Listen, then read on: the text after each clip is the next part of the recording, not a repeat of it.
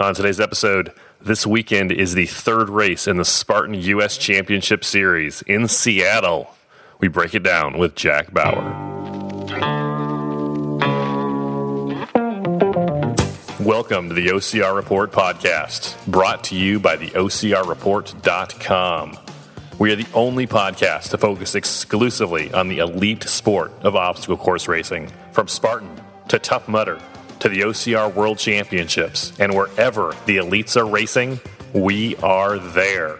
My name is Will Hicks, and this is the OCR Report. Welcome back to the OCR Report podcast. My name is Will Hicks. Thank you for listening. You can email me at willhicks@gmail.com. This weekend is the third race in the Spartan U.S. Championship Series, the Seattle Super. And most of the big guns will be out there. The ones that aren't will probably be at Citi Field in New York for the first race in the Spartan Stadium Series. You can check out our previous episode to hear about that race. Where are you racing this weekend? Seattle, New York. There's also a Spartan race down in Georgia. There is Warrior Dash going on, Georgia. Terrain race in Fort Worth, Texas. I'm getting this race information from the OCR Discord. Go to bit.ly/OCR Discord. Click on the announcements tab. Lots of good information there. Well done, Joshua Chase. If you want more OCR information after the Discord, after this podcast, you should check out the other OCR Report podcasts, Opscoring Adventures with Mike Stefano and Caitlin Ritter, and Overcome and Run with Heather Olson, as well as the OCRReport.com. Jack and I are going to talk in 1 minute, but something to keep in mind is when we're talking about the women and the top 5 women, since we recorded this phone call, Rebecca Hammond announced on her Instagram that she will not be racing this weekend in Seattle due to an injury. So keep that in mind when you are making your predictions at yanceycamp.com. Do me a favor, leave us a review on Apple Podcasts. Follow us on Instagram, Twitter, and Facebook at the OCR Report. And I will talk with you soon. Let's talk with Jack Bauer. Let's go to the phones. Jack Bauer, welcome back to the show. Thanks, Will. Looking forward to Seattle. Jack, this weekend is the third race in the Spartan U.S. Championship Series. We've already talked about the other big race this weekend, the stadium race at Citi Field. But let's talk about Seattle. What are we looking forward to this weekend? I'm most curious to see if Nicole can continue her streak. And just based on the way that she's running, I definitely see her winning her third straight race in Seattle. She's just on another level at the moment for the women's field. Lindsay has definitely improved on her first race of the year. I think that she's getting in a better training block at the moment. She probably took a longer off season, but she's Lindsay Webster. She will definitely rebound, and by the end of the year, will make a nice comeback. And then after third and fourth place showings this year, Rebecca Hammond, she's sitting in third place in the overall series with 456 points. So she only has a 29-point lead over Rose Wetzel, who outkicked her in Jacksonville. So it'll be interesting to see if either of those two will end up in the top 4 again, because as we've mentioned in the past, once you reach fifth place, it goes down 1 point each. So getting in the top 4 really, really makes a big difference. You know, let's stay with the women before we talk about the men. We knew, even before this year, we knew Nicole Mericle was good, right? She won the short course OCR World Championship last year. She did real well at the Trifecta Championship in Greece. She did great at a Red Bull obstacle course race in Germany last year during the kind of what we'd call the off season over here. We knew she's good. We knew she's good. She is good. But she has been dominant this year in the Spartan US Series. Oh, without question. I mean, her 7+ minute win in Jacksonville in a race that barely took her an hour, that's just unprecedented. And with how deep the women's field is this, 2019 versus in 2013 or earlier, just putting up a performance like that, that's just stupid. She would have been 13th overall in the men's field, which was the second deepest men's field in a non-championship race of all time. So her running, just clearly insane. Her rock climbing ability, she's never going to fail anything with grip strength. I've looked at some of the Strava stats on like double sandbags from Tahoe. And she actually had one of the fastest double sandbags, even though she's just a really small, she has a small frame.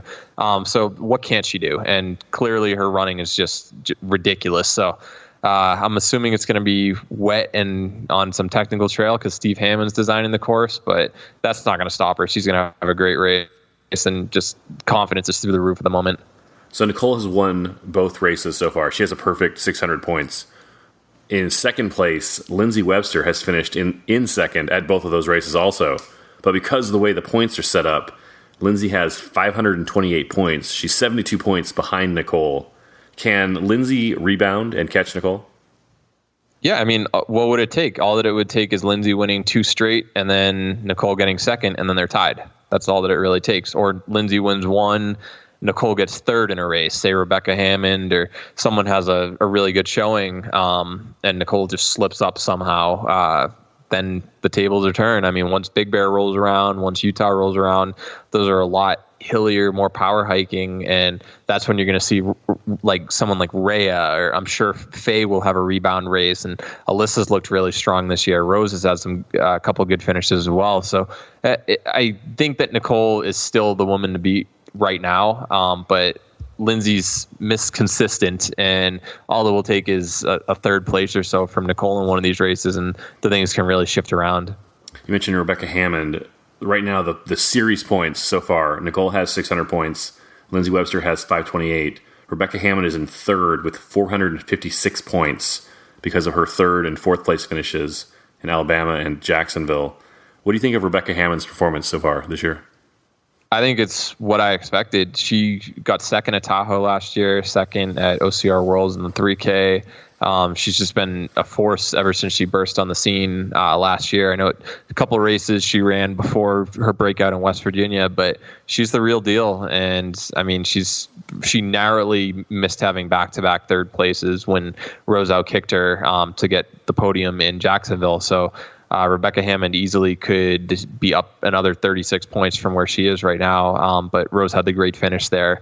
But without question, Rebecca is a serious contender for the top 3 overall. Talked about Rose Wetzel a few times already. Rose is in fourth place with 427 points. She is 173 points back of first place. What do you think of Rose's performance so far this year and her prospects going forward?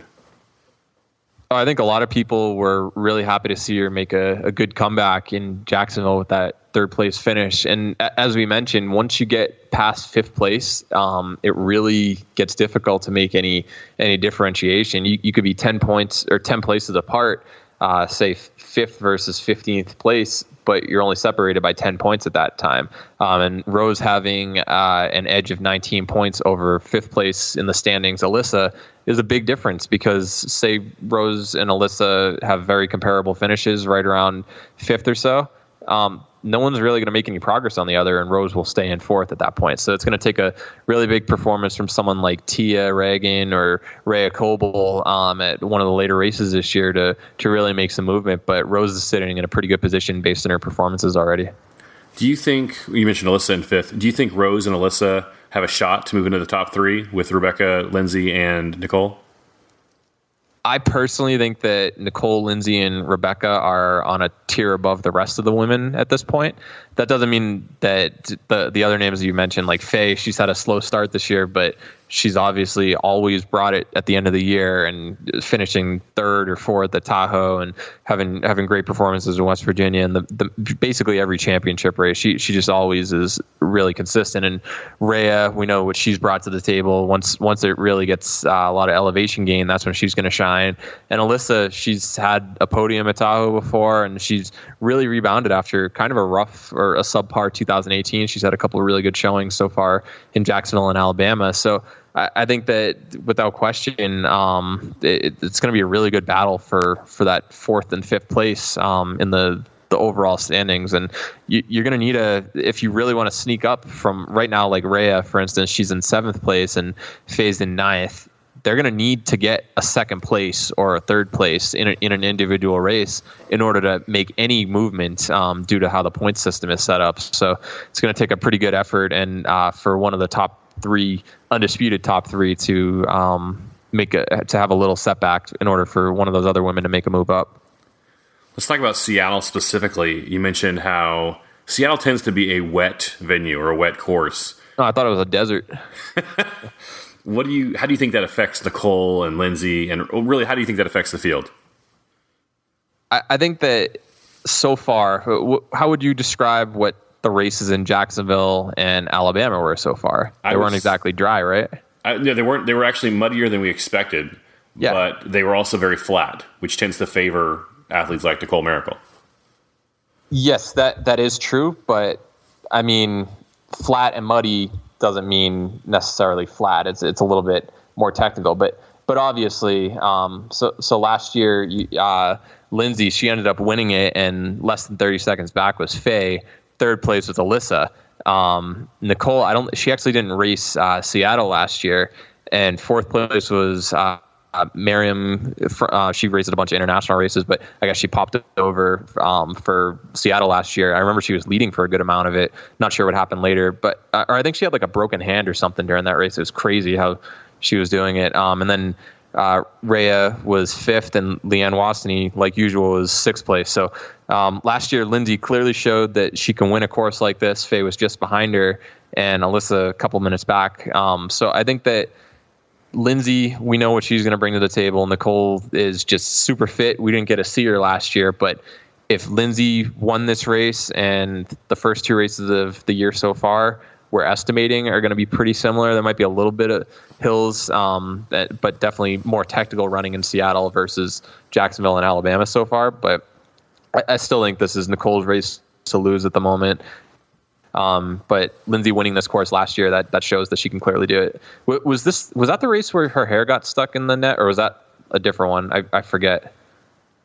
I feel like, or in the barbed wire. Maybe that was Asheville. I know what you're talking about, but I feel like that's happened more than once. And I'm not necessarily the Lindsay, but I know I've seen that happen multiple. Yeah, I just remember she had ponytails, right? Yeah, she had a big comeback one year after getting stuck there a couple of minutes. Maybe it was Asheville. I don't know. I thought that it was last year. Maybe it was a couple of years ago. But I was just wondering if that impacted her performance last year. But I think that it's definitely Nicole and then Lindsay for sure. Rebecca hadn't raced yet, but based on every race we've ever seen Rebecca do, she's going to bring it. But I would look for Faye to have a comeback, because clearly being 29 seconds off the win last year, she knows how to run it. And I think I imagine she's pretty disappointed with her start this year. And she'll want to regain some points before it's too late in the year to make a difference. Faye might have some $1 million mile mojo working. Yeah, VJ does too. I mean, it's working for him. You know, say Nicole wins this weekend in Seattle, then if that happens, she's won Jacksonville, she's won Alabama, she's won Seattle. The first three races. There's 2 races left after that. Big Bear and Utah in the series. Both very mountainous courses. Can Nicole run the table? I don't know, honestly, just mainly because we didn't see her race a couple of the races last year, but you don't win by 7 minutes in one of these races, and then I think 3 or 4 in Alabama without clearly having the ability to run the table. I don't think Lindsay has even run the table before. I think she had third in Big Bear last year, because I remember she and Faye and Rhea were all stuck at that the slip wall at the end. But I think that it's almost impossible. I don't think it's happened on the men's side, and if Lindsay's never done it, it's going to be really, really difficult for Nicole to do it. One, because Lindsay is one of the women that she's going to have to defeat to do that, and two, just because it's so unpredictable and such a long season that you might be riding a peak right now, but can you hold it the whole season? I don't know. Time will tell, but that's going to be really difficult to do. You know what? Lindsay had a shot at it one year. It was either 2015 or 2016. She and Faye were going back and forth every single race, but Lindsay ended up winning every race until the very end, when Lindsay because she'd won every race, she had the title secured. And yeah, was that Breckenridge where she decided not to? I think so. And she didn't have to race the last race of the year. The rules were a little different back then. Yeah, I remember. And then Faye ended up winning that race with Nicole with Lindsay out of the field.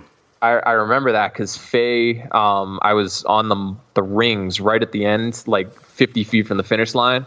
And then I just heard like the camera crew just like, get out of the way. And I turned around and I saw Faye just like bombing into the finish line area. And I was like, all right, you're up, go ahead. So I just let her, get in front of me at that point because she clearly was just crushing it. And I didn't want to get in her way at that point. But yeah, I remember a great performance by her that year. But I think Faye's going to definitely bounce back. But considering Lindsay has never done it technically, even though she didn't show up to that one race, I think it's going to be a really, really tough task for Nicole to do this year.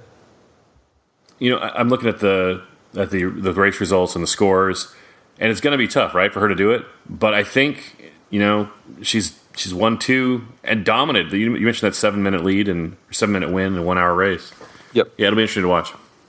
Yeah. Did you run any scenarios on what would happen this week? If certain things happened, or you know what? I did. I haven't finalized them. If Nicole wins, if Nicole wins this race this weekend, it's going to be very difficult. And if she wins this weekend, and if she does, she doesn't have to win the last 2. If she does well the last 2 races, then it's going to be tough for anyone to catch. Lindsay obviously has a shot, and Rebecca maybe, but she needs some help. She needs really poor performances by Nicole for Rebecca to catch her. I'm just thinking Nicole, say she gets 900 after this third race, she gets 3 straight 300s. Right. And then Lindsay would be at 792, so should be 108 behind.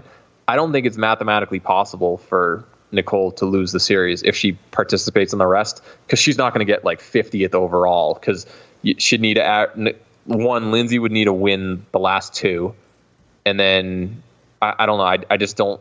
It would be really, really difficult for Lindsay to pull that off, because she'd need Nicole to have a couple of really poor performances, which I don't foresee happening at all unless she gets injured. If the point difference between third place and first place gets 300 points, third place gets 240 points. So that's a 60-point gap. So, if Nicole wins Seattle, but she finishes in 4th place in Big Bear, 4th place in Utah, and Lindsay wins Big Bear, wins Utah, and finishes 2nd in Seattle, it mathematically Lindsay would need some help. Yeah, it's just based on the dominance. It's like, do you see her suddenly, like, it'd be like a race car suddenly getting a flat tire? It's like, do you think it's going to happen? Probably not. Just based on all the momentum that she's had this year.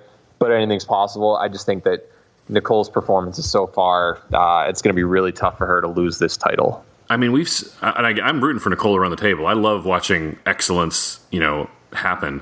Oh, yeah. I'm a Patriots fan. I love watching excellence.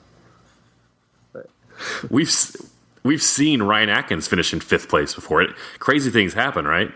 And how fragile it is, Jack. Like, you could roll an ankle coming off a wall, or just you can get tangled up in barbed wire like Ryan Woods did, and you might get a serious injury. And the races are only getting longer. Like, more bad things could happen in Big Bear, like hydration issues or cramping, or, you roll an ankle going down a double black diamond or something later in the year. Stuff can happen, and there's no dropping your worst race. So I'm not saying it won't happen, or it will happen, but I think at this point, I would be willing to bet that it'll end up being the first time Lindsay does not win the overall series, with Nicole winning it overall at the end of the year. Yeah, no one wants to win because of an injury to somebody else, right? But my point, like, anything can happen. Like, just there's nothing. Even if Nicole wins the next 2 races, first place, if she gets hurt, or if something terrible happens and she doesn't make the race, like, it's crazier things that happen. Oh yeah, I mean, if she wins 4 and then doesn't show up to the last one, should have 1,200 points. Lindsay, if she has 5 second places, should have like barely 1,300 points. So basically all that she has, if she has 240 points for third, basically someone would need to average third place in order to tie Nicole. And I'm sure the tiebreaker goes to whoever has the most wins. So if she wins the next 2, it's hers to win. Yeah, it'll be fun to watch. Yeah, definitely. Well, let's talk about this weekend then. Let's call our shots. Who do you think the top 5 women will be this weekend in Seattle? All right, I'm usually the one giving predictions first, so I want to hear yours. You know what? Hang on. Yeah, we talked about this last time, because you go first, and it looks like I'm just copying you. Yeah, exactly. All right. In 5th place, I think we're going to have Alyssa Hawley.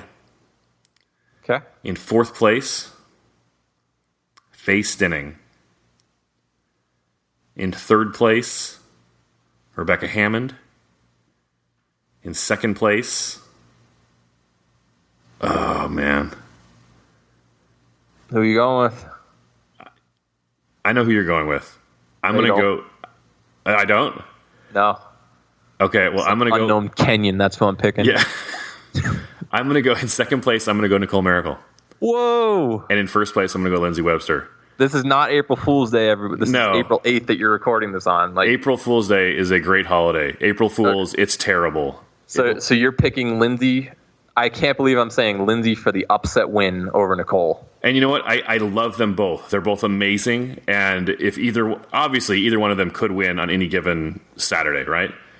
Yep. But I think it's going to be sloppy terrain, and I think Lindsay's due for a win. I would love Nicole to win and win all five. I would love it. I would love to watch it happen.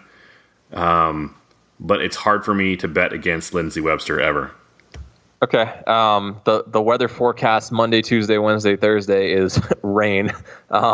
Friday clear, and then Saturday I'm looking at the precipitation chart, and at 8 a.m. it's 48% chance of precipitation, and it'll be in the low upper 40s, low 50s at that time. That's not great weather for running after a week of rain. So, yeah, definitely the elements are going to affect things. But let's hear your margin of victory. Since how much do you think Lindsay's going to beat Nicole by? I think it'll be close. I think it'll be. Last year was 29 seconds. Do you think it'll be plus or minus? I think it'll be more than that, but not much. Less than a minute. Okay. So you think between 30 and 60 seconds, Lindsay will beat Nicole? I'd say 42 seconds. All right. Well, I will buy you an ice cream next time I see you on that. All right. What do you think? Give me your top five, Jack. All right. Top five. In fifth, I'll go with Faye. I think she's going to have a strong showing. In fourth, I will go with. This is so tough because now I'm leaving off people who I think are who are just crazy. Like you left off Rhea. And you know what? I hate to do that because I love Rhea Coble. The only reason I left Rhea Coble, well, you know what? You finish, and I'll tell you why I left Rhea Coble. Yeah. She got fifth last year, though, which is making me second guess it. But okay, so fifth, I'm going to go with Faye. Fourth, I am going to go with Tia Reagan. I know she's had a couple of really, really close showings so far. I think this is going to be the race that she breaks through and doesn't struggle with burpees. Tia Reagan's like your 12 seed beating your 5 seed you got there. Oh, absolutely. Yeah, absolutely. But she won't be a 12 seed much longer. She's the only woman who can really run with Nicole besides Nell Rojas, who won't be running the rest of this year. She might pop into a championship race, but Tia's a great runner. So Faye in fifth, fourth Tia, third Rhea, second Lindsay, first Nicole. I'm going to go with Nicole continuing the streak.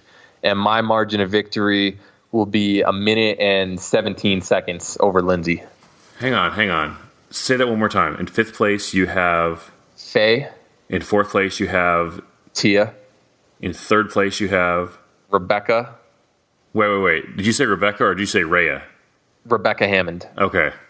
I'd have to rewind the tape. I'm 90% sure you said Rhea a minute ago. I was like, you're leaving off Rebecca Hammond. Well, if I did, this is just pretend that never, my intentions were sure. Faye, No, okay. Faye, Tia, Rebecca, Lindsay, Nicole. Okay. I think that Faye is just going to edge out Alyssa, and I think that Rhea will get seventh. It's going to be super close. I think Rose will also, she's from Washington, so I think that she's going to have a pretty close battle for top five also, but I think that those are the five women I'd go with. Rhea Coble does not struggle with miserable weather, but I feel like the mud in Seattle will be her undoing. Otherwise, I'd have her in my top five. How was the mud in Atlanta, though? It's pretty... You know what? It was bad, but this last year at World's Toughest Mudder, everyone was, everyone was like, is it going to be Allison Ty? Is it going to be Rhea Coble? And it was really 50-50 who you asked. But the people who picked Allison, the thought was Allison will do better in the cold weather. The colder the weather gets, the better it is for Allison. And Allison did great in the cold weather, but it did not affect Rhea as negatively as everyone expected. Yeah, that's true. That's a good point. So, All right. Any last thoughts on the women before we talk about the men? Oh man, we've talked a lot about that, and honestly, it's just so amazing just watching the battles and just how deep the field is these days on the women's side. I think it's arguably more exciting than the men have ever been, just with all the close finishes. And I know that in general, in the past, it's almost been a lock that the top five are going to be Lindsay, Nicole, Faye, Rhea, and Alyssa. But having a couple new names and Rose coming back, it really mixes things up. Let's talk about the men. What do you think about the men's race this weekend in Seattle? Well, I think that you're going to have a lot of the big names who normally would do the Stadium Series are going to opt for Seattle, most notably Robert Killian, Ryan Kent, and Ryan Kempson. So I think that that's going to make this field in Seattle even deeper, knowing that they'll be there as well. So that's going to make things really, really interesting. Ryan Kempson finished first place in Jacksonville, kind of surprising a lot of us. And he's in first place. Himself. Yeah, he was the only guy who thought it'd get better than third. That's true. Except for himself and his mom. He did surprise the rest of us. Yep. I think she roots for Matt sometimes, though. I'm not sure. Do you know who the better Kempson brother is head to head? You know what? I don't. I would guess Ryan, but I could be. I think isn't Ryan more the runner and Matt's more the CrossFit guy? Yes, but they've both been around since like 2011 or not 2000, like 2013 or so. Head to head, the record is something like 19-5 or so. Really? In Matt's favor over Ryan. Really? Yeah. That's interesting. Where was Matt at in Jacksonville? I mean, he's kind of done more of the TMX style stuff over the past year and a half. I know that they actually have a bet this year regarding like who's going to win. They plan on doing 3 races head to head this year. Okay. One of them is West Virginia, and then they're like I think Dallas Stadium, and then one other I forget which other one. It might be one in like Massachusetts where they're from. But whoever wins, I don't know the terms of the bet, but Matt clearly thinks that he's got the ability to either beat him in West Virginia or the 2 other races. So I've got some pretty good confidence in Matt, but he won't be in Seattle. But yeah, Ryan Kempson, he's had a crazy start to the year with first and second. So Ryan finished in Jacksonville. Ryan finished first in the race. So we talked about in Alabama, He finished in third. So he's in first place. Sorry, I mixed him and Ryan Atkins up on that one. Yeah, no worries. So he's in first place for the series with 540 points. What do you think about we after the first race in Jacksonville, we were going into Alabama wondering like, hey, is Kempson for real or was that a fluke in Jacksonville? He finished in third place in Alabama. I think he showed he's no fluke this year. Absolutely, and I think that with these shorter supers sticking to around the hour mark, it's really going to be more into his favor because once you get above 3 hours or two and a half hours, that's when it really, really gets difficult for the guys who are more explosive and just have the pure speed and just don't have that grinding edge. That's why you see like the Robert Killians, the Cody Moes, that's where they really shine at the longer stuff. But I think you're seeing a lot of shorter courses this year, and that helps Ryan Kempson. And in terms of just like overall loving sloppy terrain and stuff, this is like right up his alley. That guy runs technical bushwhacking and just uneven terrain as good as anybody in the sport. So just with that weather forecast that I went over when we were doing the women's preview, I think Ryan probably has a big grin on his face looking forward to it. And let me just clarify, Ryan Kempson, although I would imagine all 4 Ryans, the big names, are pretty excited for this weekend as well. We talked about the Ryans, Ryan Kempson, Ryan Atkins, Ryan Kent. Yep. There's no way Ryan Kent goes to the stadium race. No, he's confirmed for Seattle, and he won it last year. So this is like his favorite venue. This was the best performance of his lifetime. He said, winning that race last year against a really deep field in Seattle. So I 100% think that he's gonna be really really pumped for this upcoming weekend. And I feel bad, like in the prediction contest, he's had a couple right around 5th places, and I didn't predict him in the top 5. I probably should have because he's brought it both races this year in the U.S. Series. So definitely expect big things. And considering he won it last year, I don't see any reason why he can't be right up there again this year. Okay, we're going to go back to Ryan Atkins in second, but let's stick with Ryan Kent for a minute. In Jacksonville, the first race of the series, Ryan Kent got 240 points for third place. Alabama, the second race. After the DQ with Ryan Wood, yep. That's true, which I feel like we've talked about that a lot. And that's, yeah. No, I'm just clarifying why you got third. But sure. Yeah. So actually, we can cover real quick. Jacksonville, the final total for their final rankings was Kempson in first, Atkins in second, and Kent in third. Yes. So Kent has a third place finish in Jacksonville, a fifth place finish in Alabama, giving him a total of 432 points. What do you think about Kent? You talked about how he won last year. Do you think he can win this weekend? Is it possible?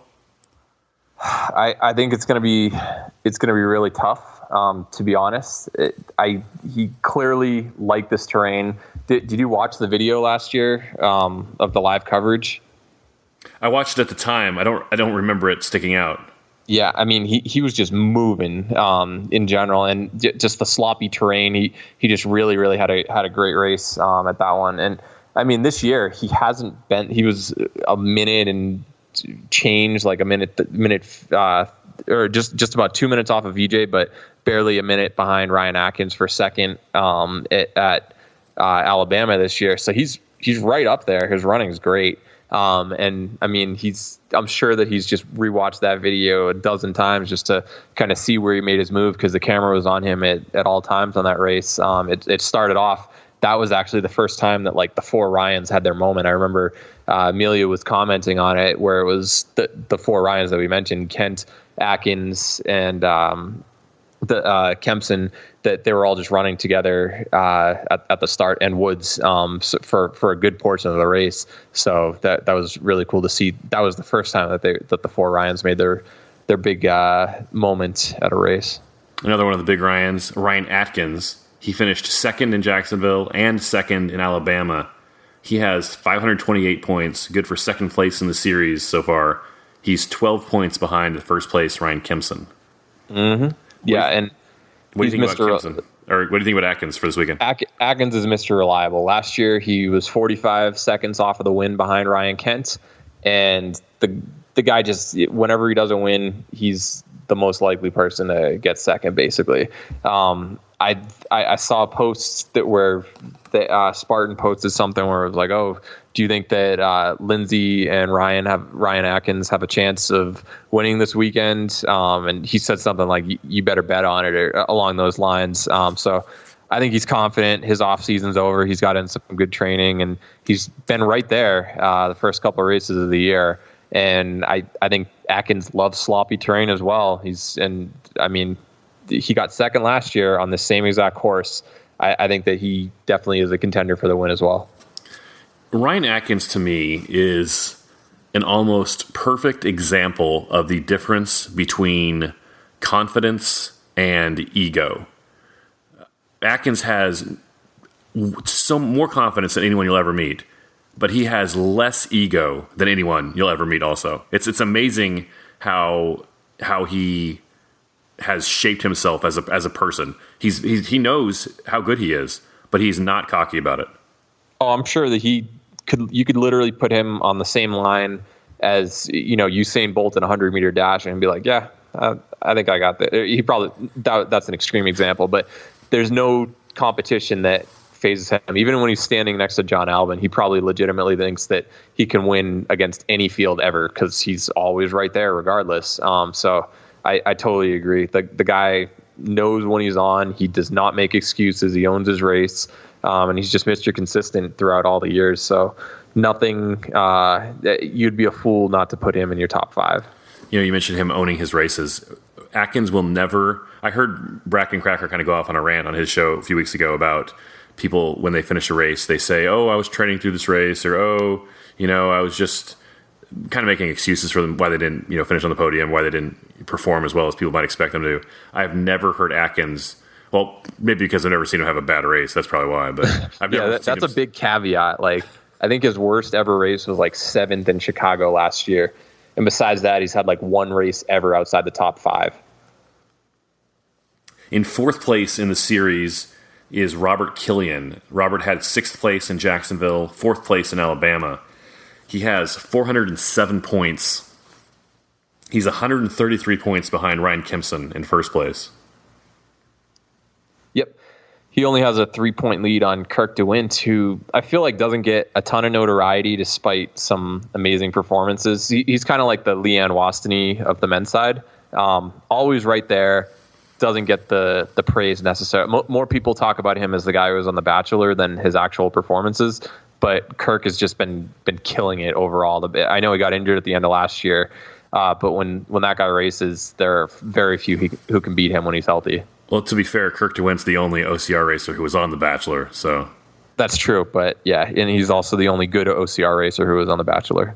So, what do you think about Killian in fourth this weekend? I know that he's kind of said he's happy with where he's at this year in terms of his fitness. Do you believe that? Do you think, based on his credentials in the past, that he's happy with how he raced in Jacksonville or how he was in Alabama? I know that he narrowly outsprinted Ryan Kent on that cargo net. That was a ridiculous cargo net at the end of the race, if you saw that. I did. I don't really see Killian being happy with anything other than first. I think he would settle for second, but I don't see him being happy with his sixth place in Jacksonville, no. Yeah, absolutely. And I mean, I just don't believe that he's like, oh yeah, I'm not fazed by it. I mean, I'm sure it's eating at him a little bit, like realistically. I mean, to be fair, he's on the $1 Million Mile. Also, he's got other irons in the fire. I know he's been in Georgia just doing a bunch of military training. I think he's doing Best Ranger again, but because he also lives in Colorado Springs, but he hasn't been in the area for several weeks. But I'm pretty sure he's focusing on that because his available timeline on when he's eligible to compete in that, I think, is running up pretty soon. So I think that's definitely a priority of his as well. So maybe that explains the slow start by his standards. Because he got sixth in Jacksonville to start the year. If Ryan Woods didn't get DQ'd, he would have got seventh. So he was a couple of minutes back. But the guy's consistent. He's the only person to have been on the podium every single time at Tahoe. Almost a lock to be top three in every single U.S. National Series until I think Chicago last year when he got like 14th. He had a bad race there. But after that, he just crushed it in West Virginia and then, like usual, pulled it together at the end of the year. But I think he's being smart. Normally, Robert Killian's the type of guy who races 20 times in a season, and he's really cutting back on it this year. So I think that it's gonna do a lot of good for him towards the end of the year. And obviously, he wants to win every race. But if he's playing the long game and realizing it's a long season, he's doing the right thing at this point. We haven't talked about it much, but the points for the men are a lot. It's a lot easier to move up and down in the rankings on the men's side than it is on the women's side. Killian has 407 points. First place, Kempson has 540. So Killian is 133 points behind him. Kempson has one bad race. If Killian has one great race, then they can maybe meet each other at like third place. Yeah, it's true. I mean, you just described that right there. But if you look at on the women's side, the difference between Nicole in first and Alyssa in fifth is 192 points. And you have to go all the way down to 16th place on the men's side for that gap. So you have a lot tighter spread. In fact, you have Ryan Woods, Brian Gowiski, and Rich Ryan all tied at 165 points. And then Rich Ryan has 166. So just very, very, very tight. And Bracken, he's got 163, but I wasn't going to mention him since talking about their points back, how far they are off of first place. Yeah, off of first relative. Yeah, not the total points that they've earned this year. It's the difference from the leader. So we talked about Kempson, Atkins, Kent, Killian in fourth, Kirk DeWint in fifth. Someone we haven't talked about, two names. Ryan Woods and VJ Jones. Yeah, save the couple best for last. Let's talk about Ryan first. After the DQ in Jacksonville, he finished in 12th place. Yep. And in Alabama, he finished in 7th place. Yep. So Ryan is currently in 8th place overall in the series with 375 points. What do you think about Ryan Woods the rest of the series? He's been on record saying that Seattle was the course that he disliked the most last year. So I don't know if that's good news after his slow start this year, if he's trying to make up ground. But last year, he ended up getting fifth. He was exactly 4 minutes off of Ryan Kent's win. So it's not like he had a bad showing. Kurt DeWint ended up edging him by about 5 seconds. So he almost had top four right there. But I think if anybody in the field who's had a slow start can move up in the series in terms of points, it's Ryan Woods. Like, all that he needs is fourth place or better. He's obviously going to shoot for higher than that. But if he gets fourth place versus third or versus fifth, that's an additional, close to 36 points that he's going to gain as a result of it. That's a pretty big deal.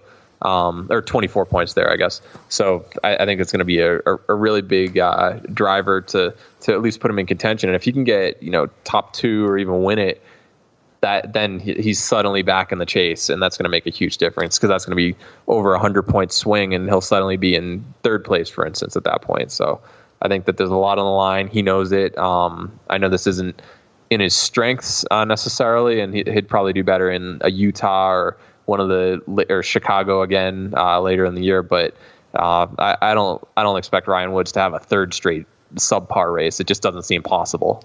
Ryan Woods, the last, year and a half, 2 years, has just been like a roller coaster of emotion with his career. Like, in 2016, the end of 2016 was terrible for him. He had some race results taken away from him.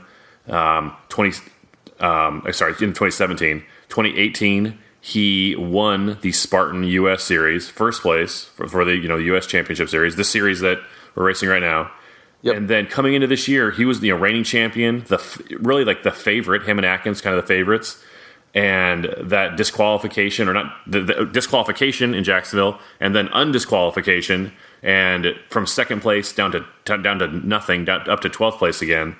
And then high expectations for Alabama, and then finishing in seventh. Like he's just been like it's nerve wracking I feel for the guy, right? It's just up and down, up and down. I don't think my heart could take it if it was me. The barbed wire and all that stuff. Yeah, I mean, he'd be in third place right now if that DQ didn't happen and then he got bumped down. We've already talked about that enough, but it's insane. Like, yeah, the roller coaster ride.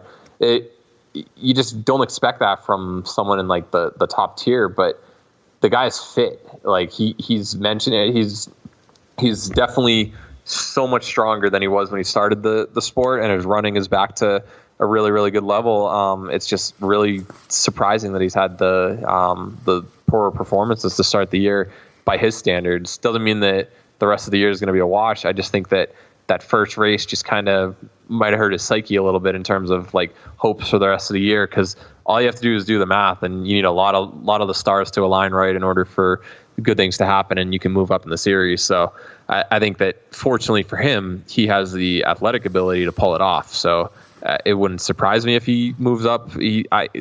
I'm very, very surprised if he would finish in 8th at the end of the year.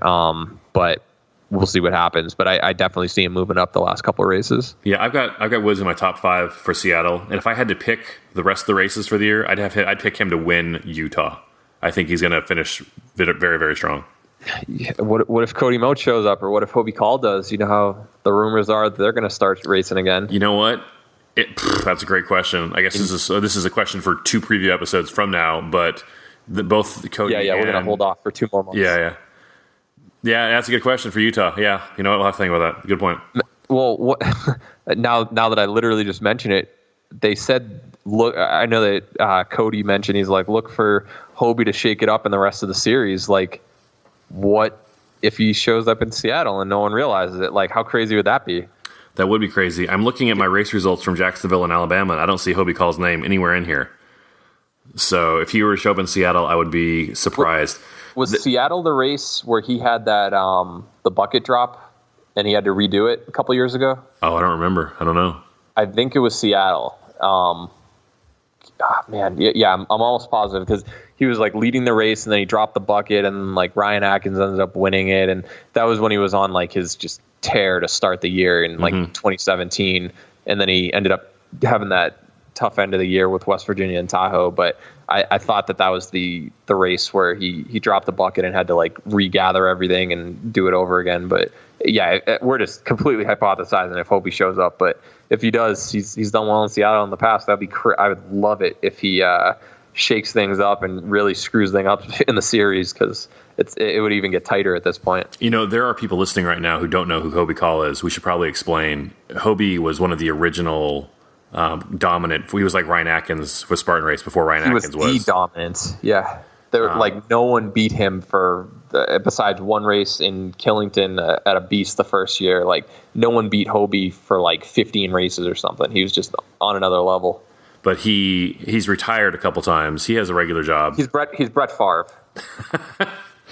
But he didn't race at all. Did he race at all last year? No, he did like an open race with his son, but that's it. And I think he's in one race this year. Yep. One or two. And Hobie is a 2-time Spartan World Champion. Cody three-time, excuse me. Cody's a 2-time, correct? Cody twice, 2017 and then 2012. Yeah. And both of them, or especially Cody, kind of has a reputation for kind of hanging out, and then he'll show up kind of around championship series season. He's like the John Albin of the U.S. Exactly. And he'll either win or do very, very well in the World Championship race, which happened a few years ago. He won it. Yeah. This year, Spartan has announced that they're moving the World Championship race to Sunday. So Cody and Hobie are both, due to religious convictions, cannot or will not race in the World Championship race. So they're racing. The speculation was they're going to show up at races, win all these races between now and the World Championship, and kind of encourage, or I don't know if they're trying to force Spartan's hand to move it back to Saturday so they can compete. But I don't think it'll happen logistically at this point. But I mean, if there are any two guys who can just come in after a big break and just mess things up for the whole sport, it's those two.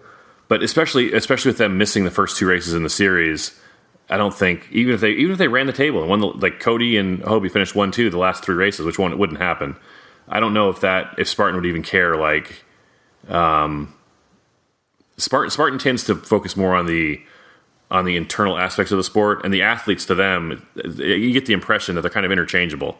Like they don't care if Atkins wins or Kempson wins. They care that it's a good race. They care that people are safe. They care that they're not so concerned with like promoting individual athletes like maybe the NFL is or the NBA is. Yeah. I think that David Watson is kind of gearing it towards that a little bit, though. Granted, there were a lot of people on the pro team this year, and a lot of people like joking who isn't on the pro team, but like they nailed probably 80% of the picks. Like everyone basically deserves to be on it at this point. So I think that there might be a little more focus on the individuals going forward. Maybe not necessarily this year, but in the future. But I agree to an extent that look at the turnover on the pro teams historically. Most of the people are interchangeable. Another athlete we haven't talked about, or other than brief mentioning, VJ Jones, who finished first in Alabama. But he is down in 14th place. He's on this year, Matthew Davis. Say that one more time.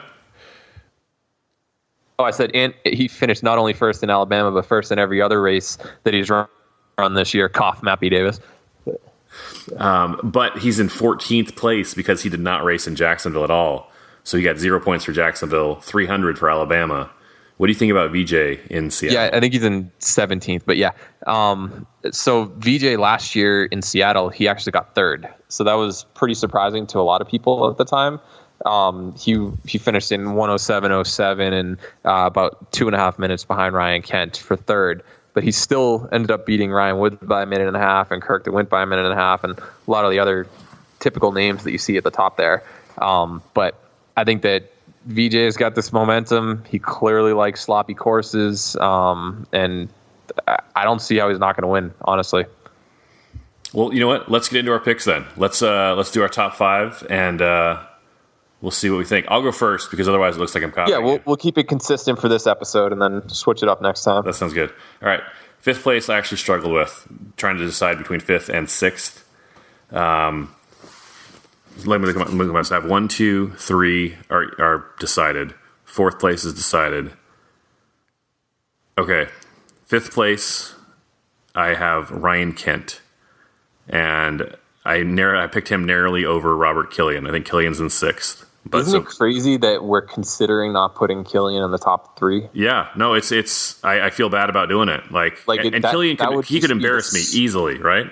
That would be like the stupidest pick any year prior to this, and now it's like, oh well, I guess the former world champion who's almost podiumed at every single race he's ever done, regardless of who shows up, Let's 6. That seems about right. It's just crazy how things have changed this year. Robert, I don't like doing it. You make me look stupid this weekend, Robert. It won't hurt my feelings. Oh, he's gonna later in the year, without question. So I have, in 5th place, I have Ryan Kent. In 4th place, I have Ryan Woods. In 3rd place, I have Ryan Kempson.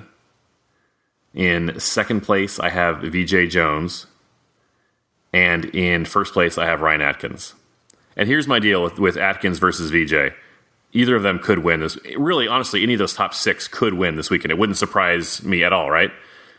But I every time I pick against Atkins, I get burned. And I don't like picking against champions. So I'm going Atkins in 1st, VJ in 2nd. It is like the dumbest decision to leave Ryan Atkins off the win. Like I totally agree with that. My picks are very, very similar to you. I think I'm going to go Woods in 5th, Ryan Kent in 4th, 3rd Ryan Kempson, 2nd Atkins, and VJ is going to win it again, I think. And seriously, any one of those top 5, 6 guys could make us look stupid. And I had the same. I was like, you know what? Ryan Kent won last year.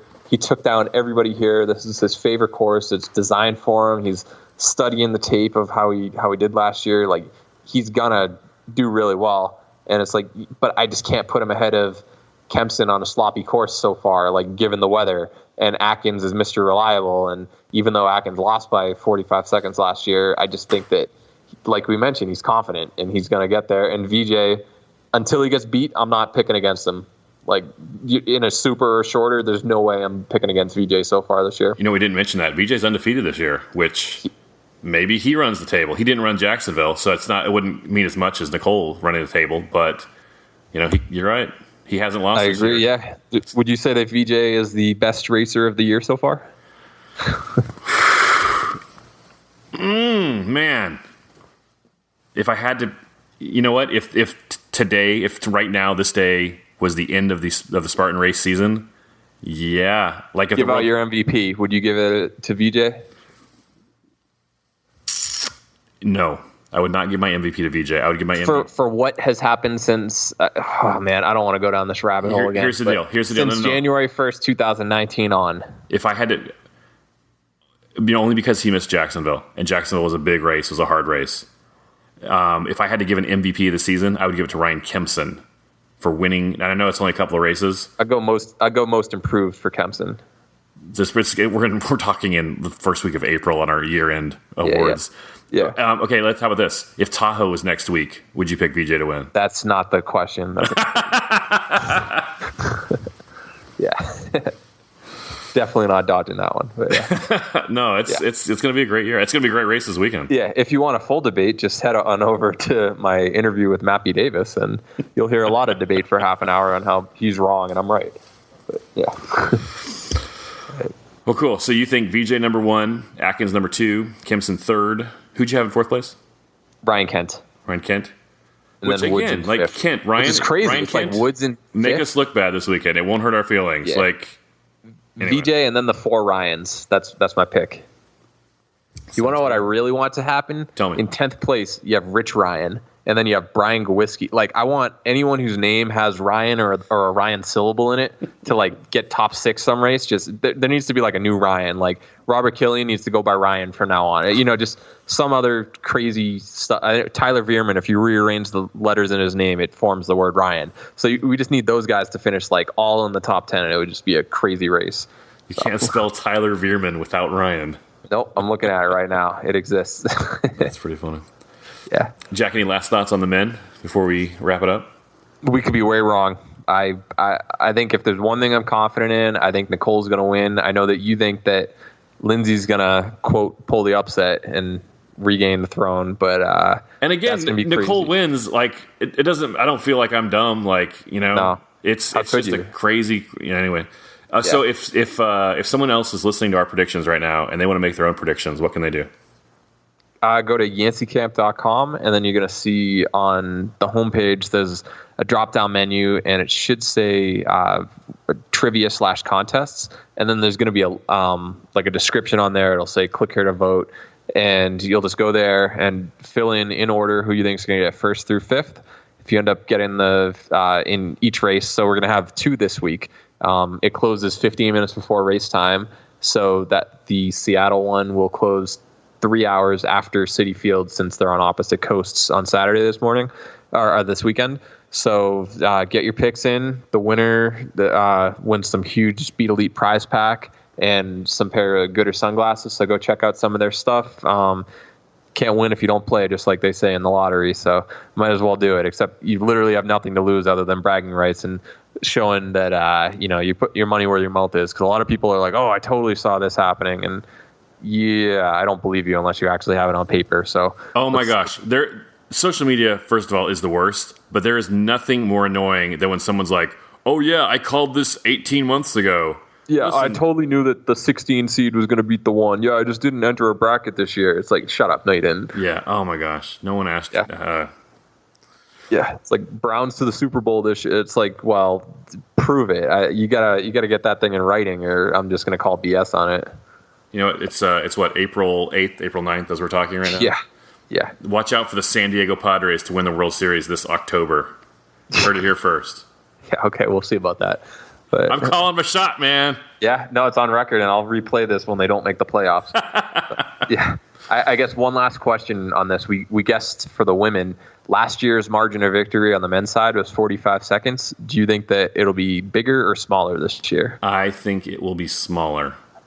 I think VJ and Atkins will battle to the last obstacle. It'll be... How long? You know what? Like, what's the margin? Atkins already had a sprint finish this year. I think he's going to have another one. Yeah, I think Atkins will be crossing the finish line as VJ finishes the last obstacle, whatever that is. So you think it's going to be a reverse of Tahoe every time for Atkins? Yeah, I think 20 seconds. See, I feel 20 seconds stupid. Or less. I'm such on the VJ train right now that I want to pick Atkins so bad that I don't know. And I know that as soon as like VJ loses one of these races, like half the people are just gonna be like, "Oh, I told you so," and it's like, well, look what he's done up until now. That's the reason why I picked him. So, but I still think VJ is gonna win it. Won't surprise me at all. And then Atkins is gonna be a close finish. I would say less than 15 seconds between the two of them. Jack, how can people follow you on social media? Go to Instagram and then Jack_Bauer_OCR. Just feel free to message me. Any last thoughts on Seattle or the Spartan US Championship Series? Once this race is done, we're going to have a lot clearer picture because the series will be more than half over. But until now, it's just such a crapshoot just guessing how things are going to go. I mean, Robert Killian just face standing, having slow starts. You never would have predicted that in the past. But rest of the year, things are going to get all turned upside down, I have a feeling. Same with Ryan Woods. He'll have a nice rebound. Yeah, it's been a crazy start to the season with dominance and just changing it up on both parts to each gender. So it's going to be crazy to see how the rest of the year goes. But this weekend between Citi Field and Seattle, it's going to be best week of racing so far this year. You know what I would love to see this weekend is no disqualifications. I would. Okay, let's put the over-under plus or minus 1/2 disqualification this week. 1.5 disqualifications? No. You can't push. So I'm gonna. Sure. You're either thinking 0 or greater than equal to 1. I'm gonna go with what I hope for, and I'm gonna say 0. And let's do like top 20 because I'm sure that like some guy like or some girl in the 120th might end up getting the burpee. Oh wait! I have to pick who's gonna get DQ'd. No. I'm saying, do you think that someone in like the top 20 overall, either gender, will end up getting? Because I'm saying like there's way too many variables the deeper you go. But someone in 58th place could get DQ'd. Yeah. You know what? No. I think everyone's going to be on their best behavior, and I think they're going to be very careful, and I think Spartan's going to be very careful also. No one wants to get put in timeout? Exactly. Yeah, okay. All right, I agree with you. I don't think anyone's getting DQ'd this week. I think people are going to be smart. All right, well, we'll see what happens. We'll talk about it next week. Sounds good. All right, we'll catch up later, Will. Sounds good. Jack Bauer, thanks much. See ya. Special thanks to Jack Bauer for appearing in this episode. Well done, Jack. Hey, how great is this outro music? It's called Roller Derby. It came free with my computer, so if you know any real-life music that jams like that, let me know. willhicks@gmail.com. I dig it. Good luck to everyone racing this weekend. Good luck to you making your predictions on yanceycamp.com. I hope you win some Gooder sunglasses. Actually, I hope you don't. I hope I win some Gooder sunglasses, and I hope you get to finish in second to me. We'll talk with you next time. Go spend time with someone you love.